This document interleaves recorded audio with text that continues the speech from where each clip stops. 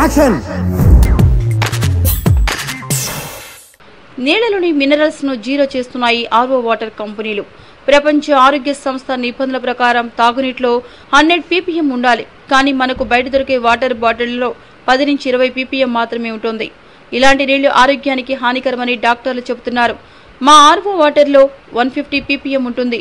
TDS మీటర్లను కొనుక్కుని నీళ్లలో పెట్టి చూస్తే ఖనిజాలు, లవణాలు ఎన్ని ఉన్నాయో తెలుస్తుంది.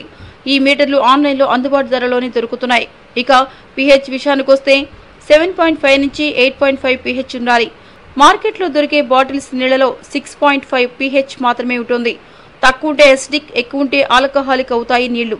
నిబంధనలకు విరుద్ధంగా శుద్ధి చేసిన నీటిని తాగితే కడుపులో ఎసిడిటీ, ఉబ్బరం, ఇతర జబ్బులు తప్పవు.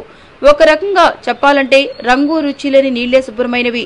ఈ మధ్య కొన్ని బహుళజాతి సంస్థలు నీళ్లను కూడా ఎడిక్ట్ చేసేందుకు అందులో పొటాషియం కలుపుతున్నాయి.